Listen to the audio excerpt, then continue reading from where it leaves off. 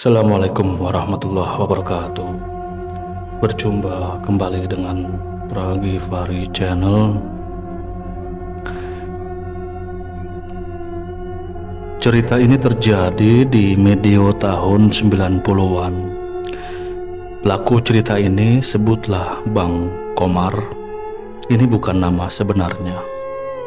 Bang Komar ini pada saat kejadian berusia kurang lebih 20 tahunan. Cerita ini saya dapat dari Bang Jai. Bang Jai adalah tetangga Bang Komar. Peristiwanya terjadi saat malam minggu. Biasa sebagai anak muda, Bang Komar ini malam mingguan atau ngapel istilahnya. Datang ngapel ini kira-kira jam 20 waktu Indonesia Barat. Ngobrol-ngobrol bercanda ria dengan pujaan hati. Waktu pun merambat dengan tidak terasa. Namun apa daya, jam dinding sudah menunjukkan pukul 23.50. Bang Komar pun berpamitan kepada kasih hati.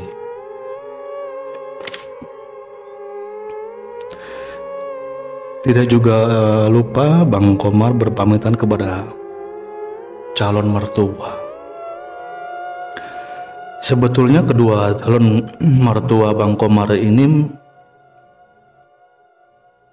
menyuruh Bang Komar untuk menginap. Namun Bang Komar ini malu dan sungkan karena untuk menjaga sesuatu hal yang tidak diinginkan. Lalu Bang Komar melangkahkan kakinya dengan berat hati.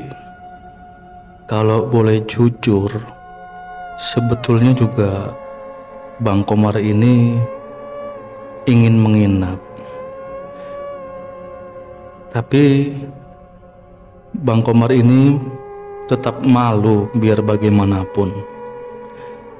Akhirnya ya Bang Komar tetap nekat pulang.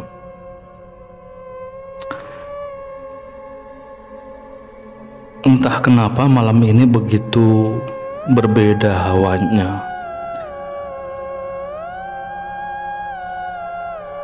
Selain itu juga jalan yang akan dilalui Bang Komar tidak kalah seramnya karena harus melewati sebuah turunan yang kemudian di ujungnya itu ada tanjakan. Di tanjakan inilah ada satu pohon waru yang ujungnya menjorok ke arah jalan. Dan di belakang pohon waru ini ada satu komplek pemakaman umum desa yang luas.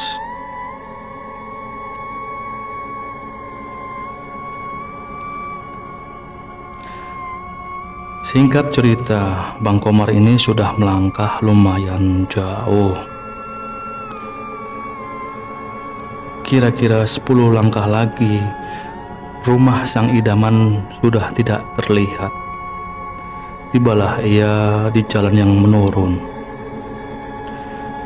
Ketika di jalan yang agak rata ini tidak memakan waktu yang lama, kurang lebih 150 langkah. Lalu dihadang dengan tanjakan yang ekstrim yang memang sudah terkenal mitosnya. Makin mendekati tanjakan tersebut, perasaan Bang Komar ini makin tidak karu-karuan. Makin dia membaca doa, bahkan sesekali beliau ini memejamkan mata. Beberapa langkah lagi, pohon waru tersebut akan dilewatinya. Dan perasaan di sini makin buluk kuduknya makin merinding. Dan ketika pohon waru tersebut sudah dilewati, dia mulai tenang. Namun entah kenapa, ada keinginan yang teramat kuat untuk menoleh ke belakang, menoleh ke arah pohon waru yang sudah dilewatinya. Ternyata, begitu Bang Komar melihat ke belakang ke arah pohon waru tersebut, Bang Komar melihat sosok perempuan berdaster dengan posisi duduk santai dan menguncang-uncangkan kakinya. Bang Komar panik, bukan kepalang yang aneh. Bang Komar ini bukannya menjauhi sosok tersebut yang sudah dilewatinya, malah Bang Komar ini mendatangi dan bahkan melewati sosok tersebut dengan niatan pulang lagi ke arah rumah sang pacar. Dan tahukah Anda, Bang Komar ini berjalan dengan setengah merangkak melewati sosok tersebut sampai ke rumah pacarnya yang kira-kira jaraknya dari tempat kejadian itu 500 meter. Tiba di depan pintu rumah sang pacar, Bang Komar sudah tidak sanggup membicara.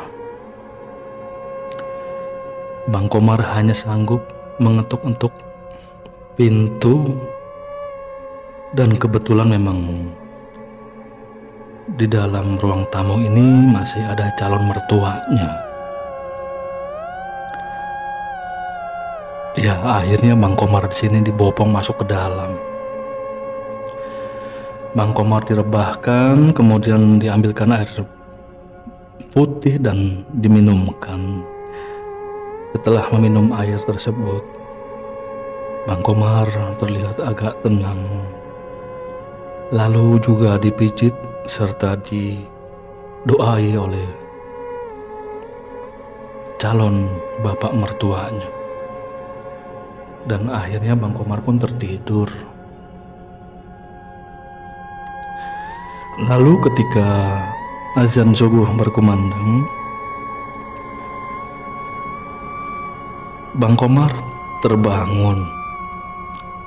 Ia masih merasakan sakit yang teramat luar biasa.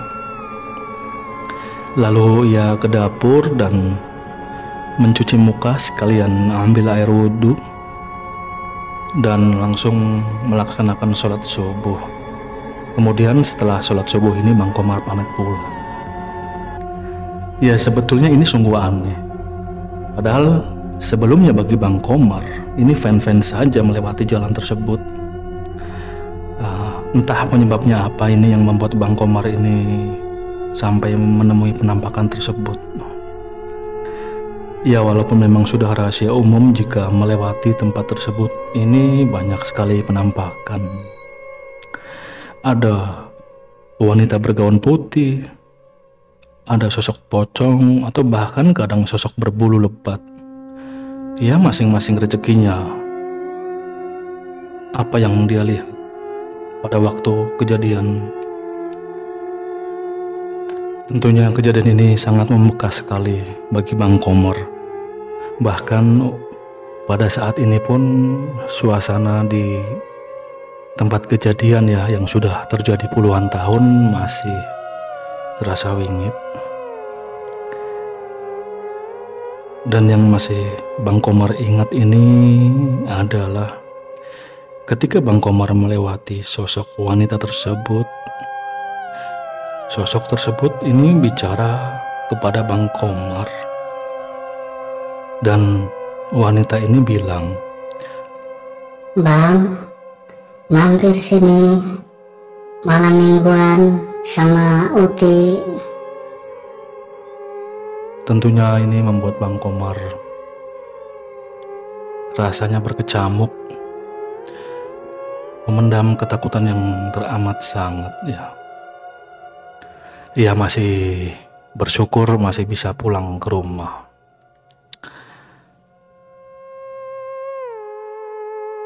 Dan pacar tersebut alhamdulillah memang sampai sekarang pun masih menjadi istri Bang Komar ya.